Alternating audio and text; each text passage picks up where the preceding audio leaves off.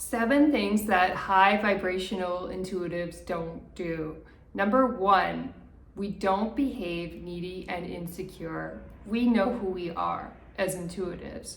We have a strong sense of identity, we know our authentic selves, and we know what parts of us are appropriate to share in front of 5 sensories. We're smarter than to open up and share everything about ourselves with a 5 sensory who may or may not have the same experiences and values that we do. Instead, what we do is listen to the 5 sensory and validate their experience rather than focus on our own experience. And we can do that by spending quality time with them when they initiate that quality time. So that leads me into the next thing that high vibrational 6 sensory people don't do. We don't pursue 5 sensories or chase after them.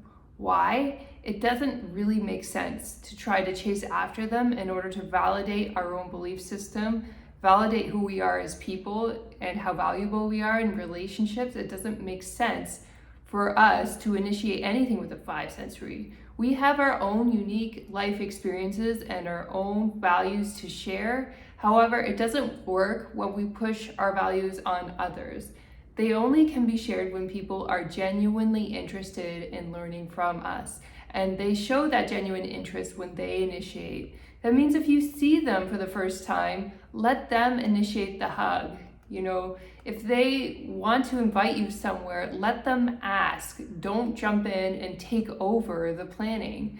Let 5 sensories serve you because that's what they're good at. They're good at being practical and helping plan grounded events. So let them do that. Don't jump in and take over as a 6 sensory. One thing that we don't do as 6 sensories is play games with 5 sensories. We may know about 5 sensory mind games that they play on us because we don't want to be manipulated into doing something that doesn't make sense to us and our value system. However, we're not going to intentionally start any games on a 5 sensory for the purpose of getting something out of them. For example, money. We're not going to try to manipulate them for relationships. We're not going to try to manipulate them for some kind of benefit. We are always going into a situation organically and letting the 5 sensory take the interest and take the lead in that situation.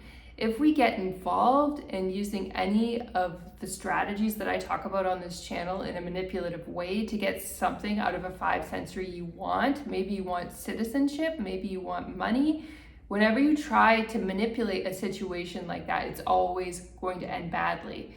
The 5 sensory may play games on us and we may be aware of it and we may tease them back when they do play a game in order to really speak their language, but we're not going to play games just for the sake of playing games. What high vibrational 6 sensories also don't do is take the bill when they're out with a 5 sensory. We always allow 5 sensories to pursue, to take the lead, and therefore they take the bill when they've invited us out for coffee or wherever they're inviting us to go. If they ask us to take the bill, it's not that we can't take the bill because we are financially secure as 6 sensories. It is one of our values. However, we don't feel appreciated, like our time is valued enough, and basically we'll see a 5 sensory as only a friend at most if they ask us to take the bill. We will no longer really be in communication or consider them as a potential partner if they do require us to take a bill, especially on the first date. What 6 sensories don't do is lose their cool when 5 sensories are playing games. We keep calm and we see in advance what they're trying to do. Or if we are feeling emotional and we do need to take a break, we go to the washroom or we take space somehow to take that break to calm down before returning to the situation. That might mean calling and communicating with a friend who can really help us genuinely with good advice on how to deal with 5 sensory games. Not everybody knows how to give the right advice, but if we're blessed enough to know somebody who can genuinely help, we may call someone like that from the washroom. Another thing that we don't do as 6 sensories is submit to the games of a 5 sensory, no matter how much we like them. And we do this unconsciously on autopilot if we're not careful. For example, one five sensory asked me on a date and said that he wanted to go for a walk and then do something after. And the day of the date, I got no texts, no plans, no times. So I just continued on with my life. I didn't text him or ask him what was going on. I just cooked my food and did my work and decided to let things go. Letting go is a huge skill that six sensories need to develop. And what happened, which was so interesting the next day, was the five sensory texted me and asked me, "So why didn't you make the plans to go out for the walk?" Well, he had initiated those plans and then he didn't follow up. That's what really happened. But strangely, he just wanted to pin the blame on me, like I was expected to make the plans when he initiated. If I had been sympathetic and said, "Oh, you're right, I should have made those plans," that's submitting to the five sensory. And as six sensories, we have more wisdom than that. We have more discernment than that. And we shouldn't let people into our lives who are going to behave with those kinds of standards. We have to be the ones to stand up for ourselves. And if we're not able to do that, then that's the quality of relationship you're going to get. You're going to get people who flake on you, who don't even want to spend the time to hook up with you, essentially.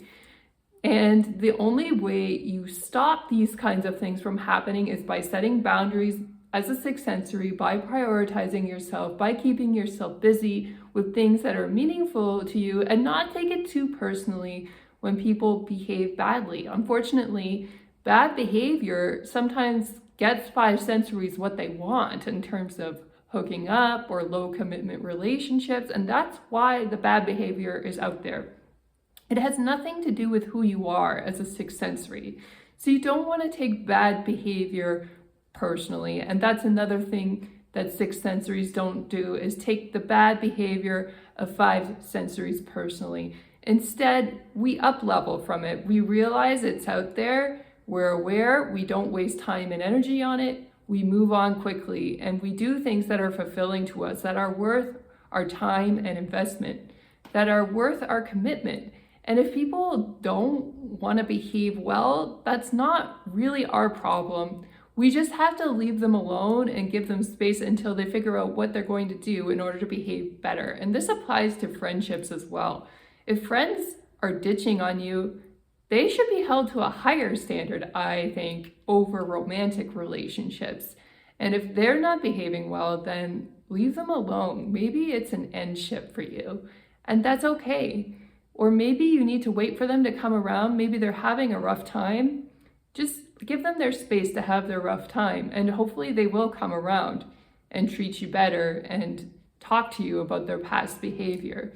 But if they don't, you don't need to reach out. All you really need to do is learn to let go. You don't even need to say that you are right. You know in your heart that you are, but there's no need to brag about it. You just live the life and be the example that you are for other people.